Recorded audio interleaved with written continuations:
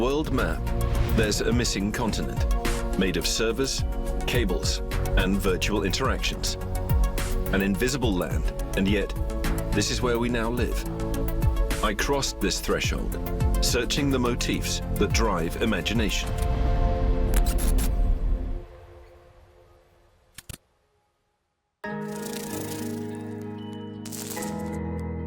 What if there was a tome listing all the ideas that no one has ever had? If I could consult it, I might create a work never before seen, filled with unexpected twists and innovative concepts. Such a list would grant me the sacred assurance of originality. If, by definition, such a list cannot exist, its opposite certainly does. Online, there's a site trying to compile every idea ever to come up in an artwork, the invisible mechanisms that operate behind human creations. If my idea isn't there, is it perhaps truly unique? Imagine an online community were to catalogue somewhere on the web all these motifs and manage to organize and classify them logically and analytically.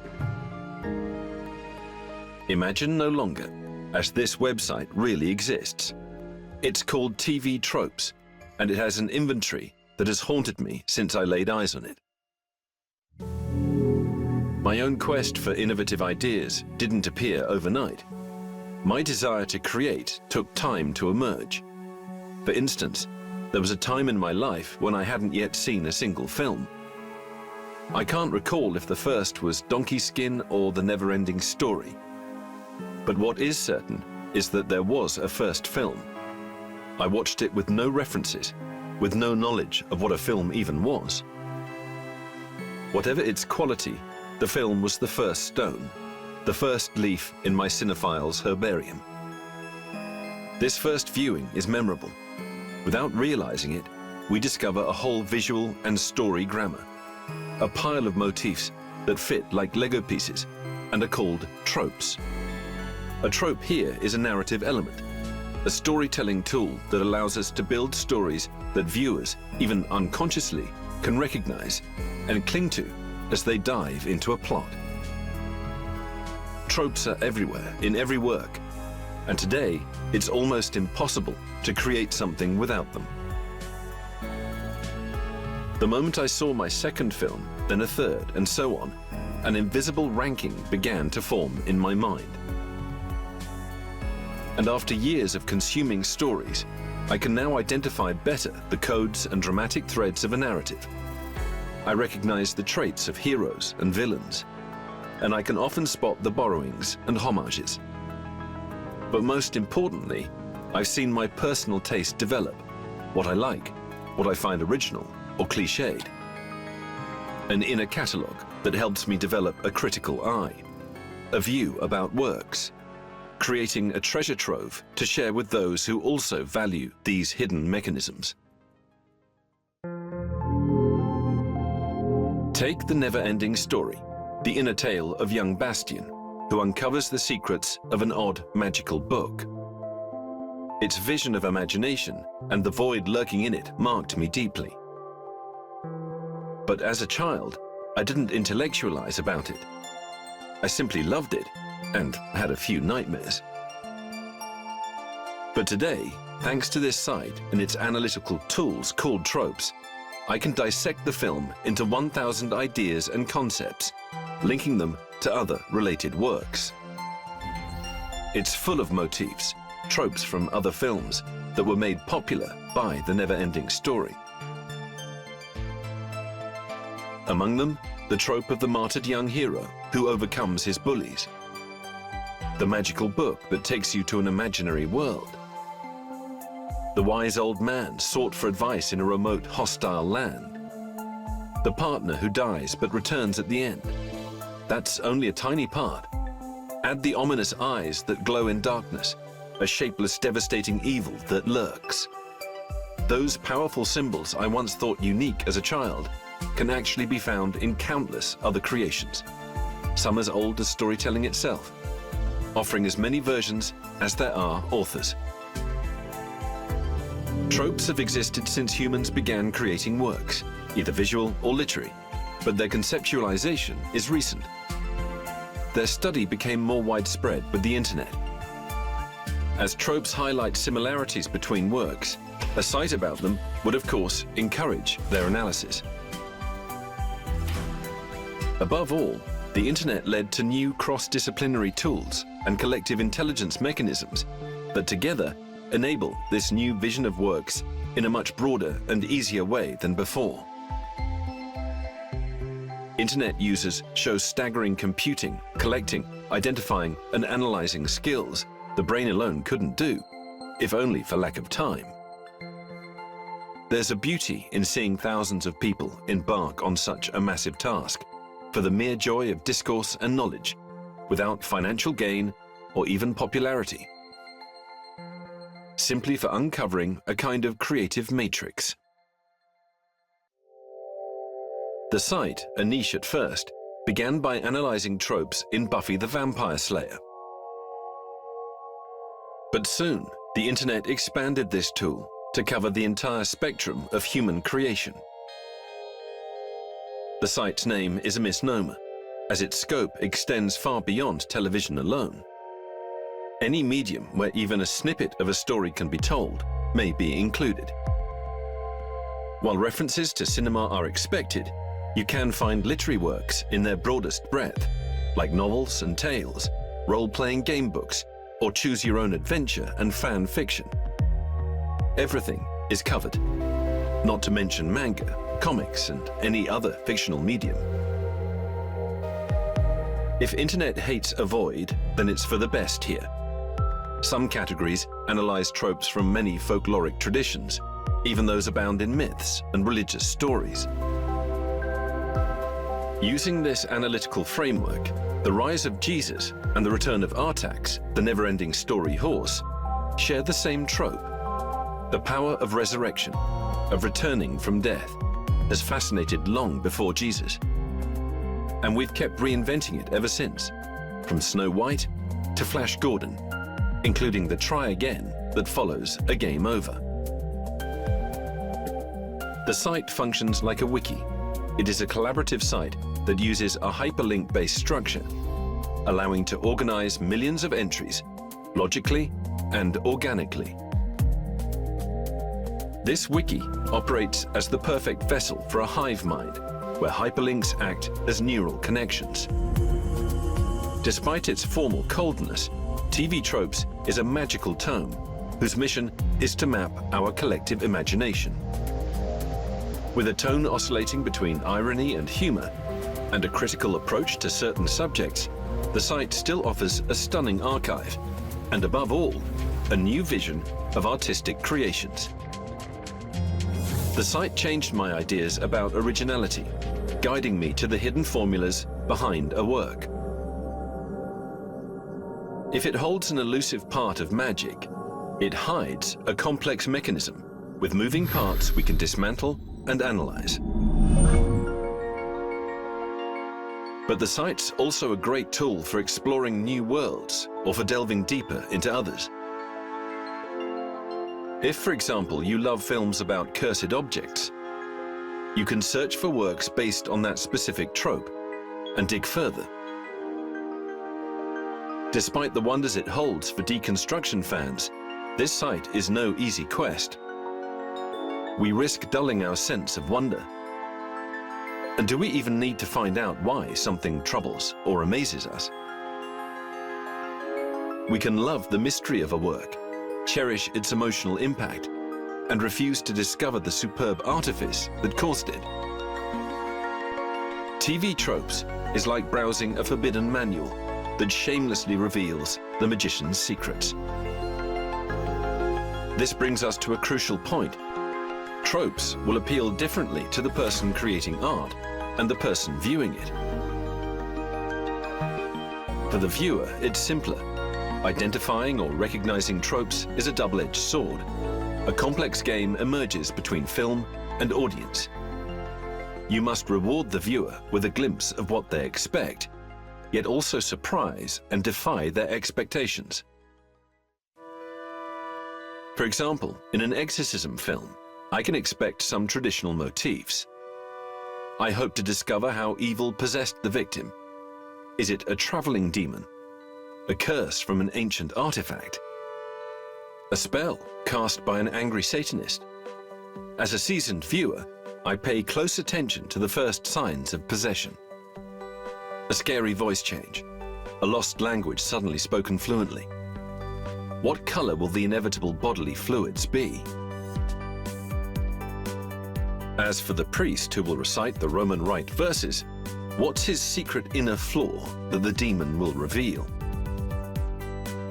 So tropes are tools that must be wielded with precision in the hopes of evoking both satisfaction and surprise.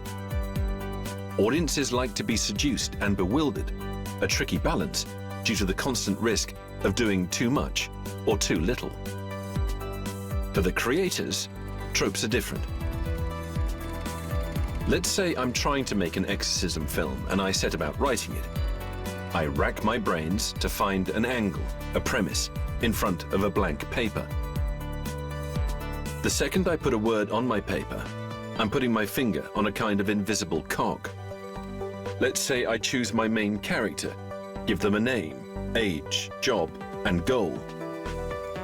With these few innocent ideas, I'm competing with works already created, and in doing so, you enter dizzying territory. Since each element of my work fits with similar principles, established ideas, and narrative formulas, I must be at least aware of this. Before the website, we could claim ignorance of these older works and claim being original, when in fact, we weren't.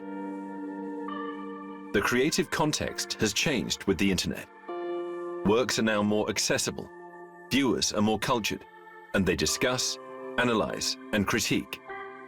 Also for artists, creating unique and striking work has become a challenge. Above all, a screenwriter writing a film now can no longer claim ignorance of those on the same creative turf. In a few clicks, you can now research to ensure a too similar work doesn't exist. An issue that arises well before the film's release. Everything hinges upon script writing and brainstorming. Let's say two people are writing a Gothic horror film. One proposes the idea of an old possessed painting, thinking it might provide an original twist. The other vaguely recalls a film with a similar scene. What should they do then? Look up the film online? Search for the relevant excerpt to be sure? Or decide to ignore this possible precedent? They are two opposing visions.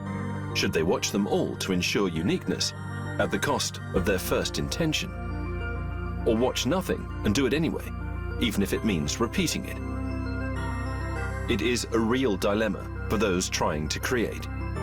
Without any culture of the genre we seek, we miss 1,000 essential skills and influences.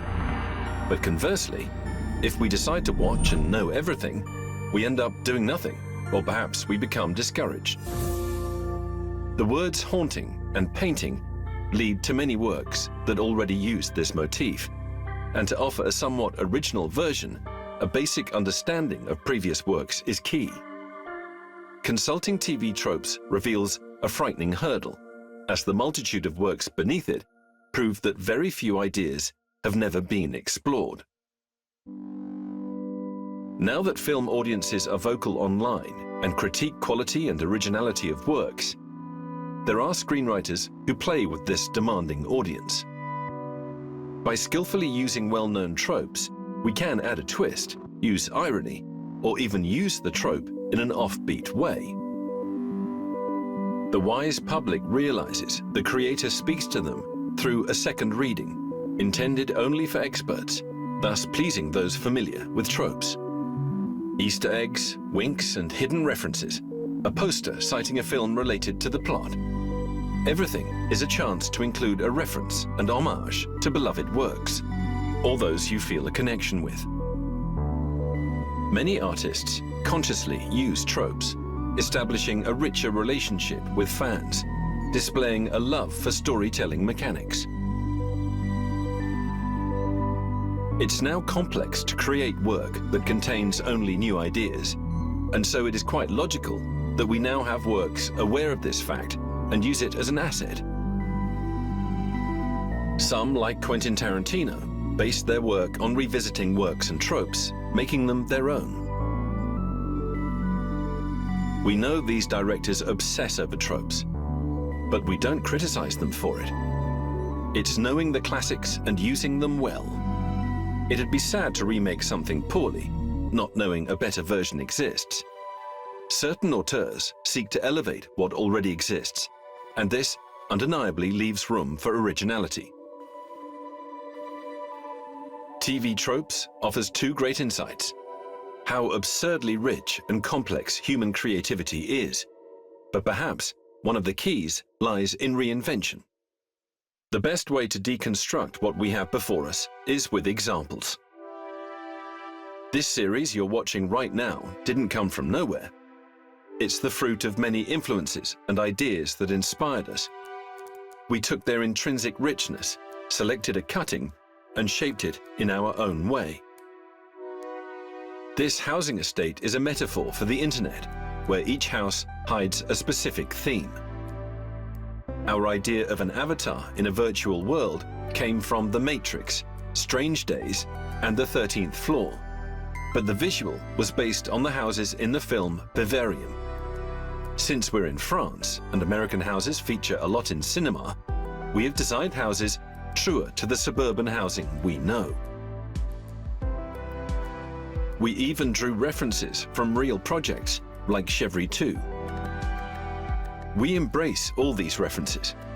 By mixing and adapting them our way, we created a hybrid form between originality and reference. It may seem new, but it's the sum of other ideas that inspired us to create in this direction. In the episodes, the interior is far larger than the exterior, thus obeying the bigger on the inside trope from both Doctor Who and House of Leaves, where the content is much larger than the container. Deconstructing every motif that inspired us is impossible, but they're everywhere. Behind this homage and hidden dialogue perhaps lies a greater secret, and TV Tropes might provide proof. Before the internet and sites like this, we could not truly grasp the iceberg of all of humanity's works. Just imagine a team of researchers deciding to archive and index every work created by man, but without the internet.